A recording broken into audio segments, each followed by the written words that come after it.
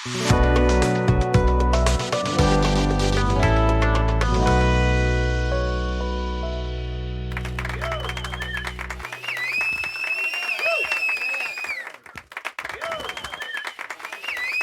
episode sebelumnya, kita sudah membahas tentang mengapa dan bagaimana seorang selalu ada dalam pikiran kita. Selanjutnya, pada episode ini kita akan membahas tentang bagaimana untuk melakukan pelepasan dan pembebasan dari hal tersebut. Jadi, jika kita perhatikan bagaimana beberapa orang seolah menghantui kita, bahkan ketika mereka sudah tidak ada lagi dalam hidup kita, pada tingkat tertentu, sebagian karena diri kita masih terlibat secara emosional dengannya.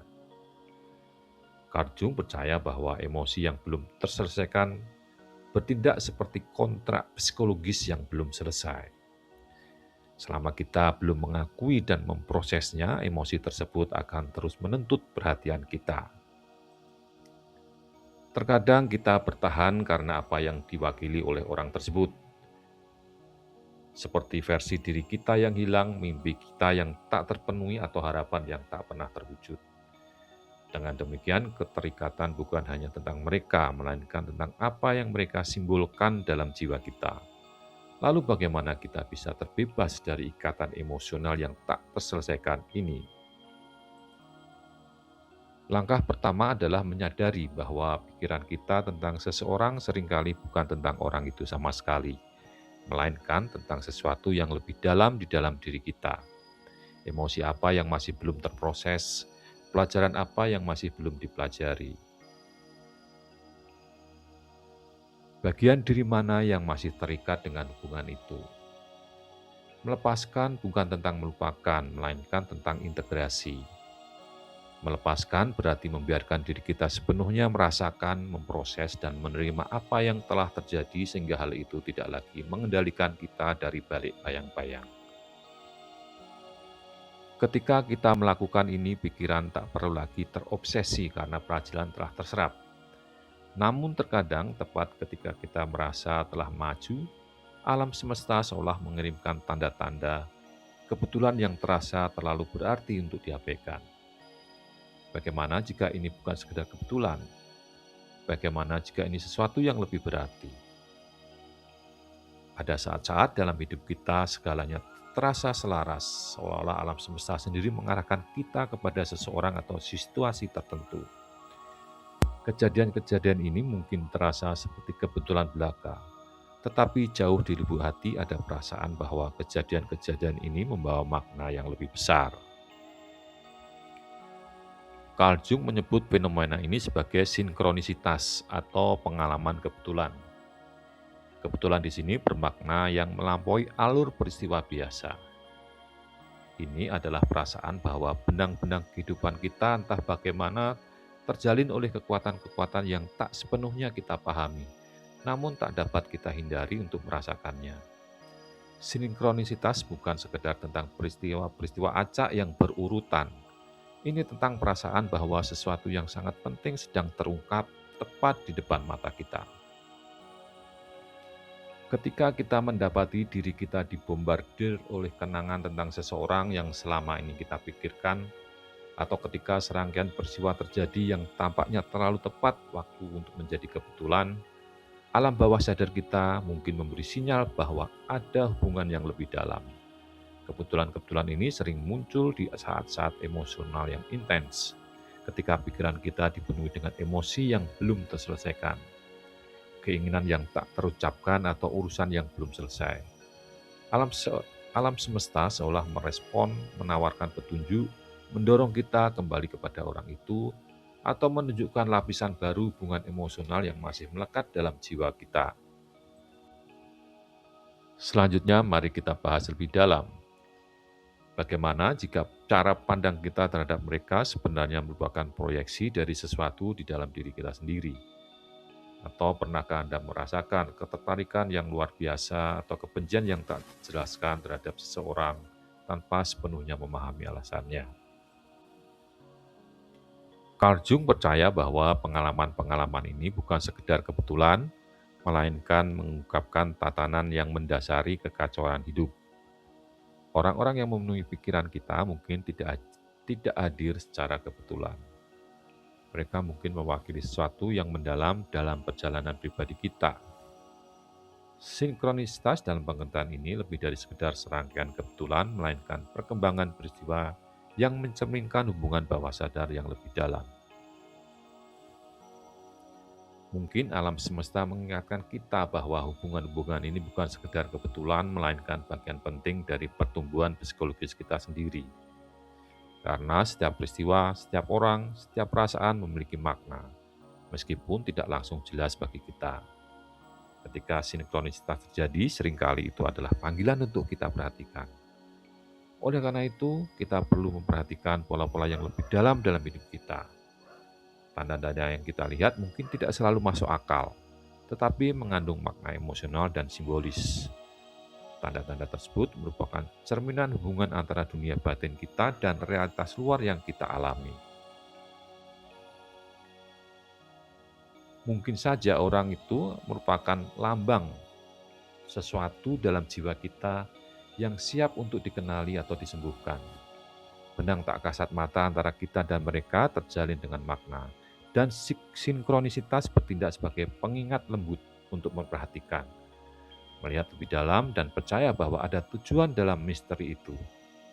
Terkadang peristiwa-peristiwa bermakna ini mungkin membuat kita bertanya-tanya, apakah ini semua benar-benar kebetulan atau adakah hubungan di balik permukaan? Tanda-tanda tersebut seringkali tidak selalu memberikan jawaban yang jelas, tetapi hanya mengundang kita untuk penasaran tentang kemungkinan adanya sesuatu yang lebih besar pada orang-orang yang ada di dalam pikiran kita. Seperti sudah disebutkan sebelumnya, terkadang orang-orang yang tinggal itu bukan sekedar individu. Mereka berevolusi menjadi sesuatu yang jauh lebih besar, mengambil makna simbolis di alam bawah sadar kita. Orang-orang ini menjadi archetype, figur universal yang mewakili bagian terdalam dari jiwa dan pengalaman hidup kita. Mereka bukan lagi sekedar manusia, melainkan representasi dari kualitas, keinginan, atau aspek diri kita yang belum terselesaikan, atau archetype. Archetype adalah gambaran primal, atau primitif, atau purba yang diwarisi dari pengalaman manusia secara kolektif atau bersama, yang membentuk persepsi dan perilaku kita. Archetype berfungsi sebagai cetak biru untuk memahami berbagai dimensi diri. Dan ketika seseorang terus-menerus memenuhi pemikiran kita, mereka mungkin memainkan peran archetype dalam benak kita. Ambil contoh sosok guru atau pembimbing spiritual. Pembimbing bijak yang membantu kita menghadapi tantangan dan mengembangkan kita dengan cara yang tak terbayangkan. Mungkin seseorang dalam hidup kita mengambil peran itu, dan kehadirannya dalam pikiran kita lebih mencerminkan kebijaksanaan yang mereka berikan, alih-alih karakteristik individual mereka. Atau mungkin sosok kekasih yang tidak hanya mewakili keterikatan romantis, tetapi juga hasrat untuk koneksi yang mendalam, kerentanan, dan ekspresi diri. Orang ini meskipun nyata mungkin merupakan perwujudan bagian dari jiwa kita yang mencari cinta, penerimaan, atau keintiman dengan cara yang belum sepenuhnya dieksplorasi.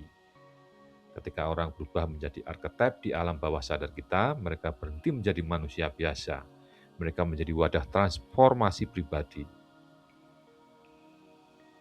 Carl Jung percaya bahwa archetype terbentuk melalui interaksi antara dunia batin dan dunia luar kita, membentuk cara kita berhubungan dengan orang lain dan pada akhirnya dengan diri kita sendiri.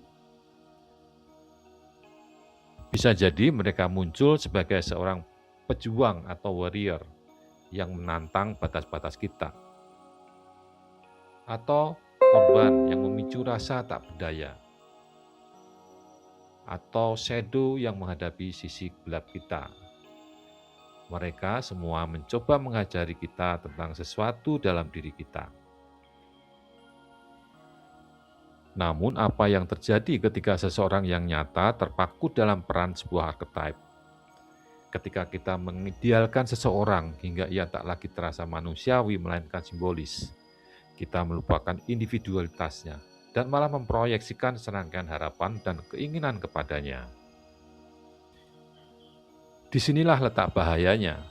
Ketika orang dalam pikiran kita tidak lagi diizinkan menjadi manusia yang utuh dan kompleks, melainkan menjadi archetype dalam jiwa kita. Kita mungkin merasa sulit menerima kekurangan, ketidaksempurnaan, atau perubahan yang tak terelakkan dalam diri mereka. Proyeksi ini seringkali berujung pada kekecewaan, karena orang tersebut tidak akan pernah bisa benar-benar hidup sesuai versi ideal yang kita ciptakan.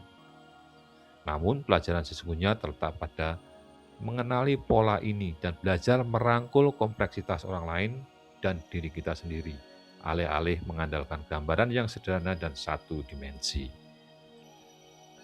Langkah selanjutnya untuk membebaskan diri dari penjara mental ini adalah memahami bahwa pikiran-pikiran yang terus-menerus itu belum tentu merupakan tanda kelemahan atau obsesi, melainkan sebuah undangan untuk menjelajahi lapisan terdalam jiwa kita, untuk memahami mengapa orang ini terus menghantui kita, dan untuk mengungkap emosi dan keterikatan yang belum terselesaikan yang membuat kita terikat padanya.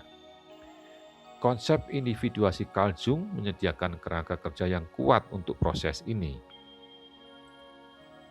Individuasi adalah perjalanan menuju integrasi seluruh bagian diri, baik yang gelap maupun yang terang, sadar maupun yang tidak sadar. Ini tentang menghadapi aspek-aspek diri yang telah diabaikan atau ditekan dan membiarkannya terungkap. Ketika seseorang tetap ada dalam pikiran kita, seringkali karena ia terhubung dengan bagian kita yang belum sepenuhnya diakui atau dipahami. Kunci untuk membebaskan pikiran kita mulai dengan kesadaran diri. Luangkan waktu untuk merenungkan mengapa orang ini begitu berkesan di benak kita. Perasaan apa yang muncul ketika kita memikirkannya. Memahami emosi-emosi tersebut untuk mengungkap kompleksitas jiwa kita. Adakah emosi yang belum terselesaikan, kebutuhan yang belum terpenuhi, atau proyeksi bawah sadar yang sedang bermain? Langkah penting berikutnya adalah belajar melepaskan diri secara emosional. Caranya adalah dengan mengendalikan mental kita dengan aktivitas seperti menulis jurnal, meditasi, atau introspeksi mendalam yang dapat membantu kita mengidentifikasi akar obsesi kita. Setelah kita memahami akar penyebabnya, kita dapat mulai secara sadar melepaskan muatan emosional yang terus menarik pikiran kita kembali ke sana. Ini bukan berarti menghapus orang tersebut dari hidup Anda atau berpura-pura mereka tidak penting, melainkan mengalihkan fokus Anda dari pikiran obsesif ke netralitas emosional. Melepaskan diri memungkinkan Anda mendapatkan kembali kedamaian batin tanpa dikendalikan oleh emosi-emosi yang belum terselesaikan terkait orang tersebut. Salah satu metode pelepasan diri yang ampuh adalah melalui praktek mindfulness. Hadir dengan pikiran dan emosi kita tanpa menghakimi. Alih-alih tersesat dalam narasi tentang orang ini, kita mengamati pikiran kita saat muncul dan membiarkannya berlalu seperti awan di langit. Dengan latihan, kita dapat menciptakan ruang antara diri kita dan emosi yang dulu terasa begitu menguras tenaga. Pada akhirnya, membebaskan pikiran kita juga berarti merangkul proses penyembuhan dan pertumbuhan. Proses individuasi ini menuntut kita untuk menghadapi bayangan kita, bagian diri kita yang selama ini kita sembunyikan atau abaikan, dan mengintegrasikannya ke dalam seluruh keberadaan kita. Alih-alih melawan pikiran-pikiran kita, biarkan pikiran-pikiran itu membimbing kita menuju kesadaran diri yang lebih dalam dan kejernihan emosi. Dan melalui proses ini, kita mengubah apa yang dulunya merupakan sumber rasa sakit atau obsesi menjadi jalan menuju pertumbuhan pribadi dan keseimbangan emosi. Jadi orang-orang yang singgah di benak kita bukan sekedar kebetulan. Mereka bisa jadi membawa pesan, pelajaran, dan refleksi dari bagian terdalam diri kita yang membutuhkan perhatian. Dengan memahami koneksi ini, proyeksi, ikatan emosional, dan archetype bawah sadar yang berperan, kita dapat membebaskan diri dari pola-pola yang menghambat kita dan mendapatkan kembali keseimbangan emosional.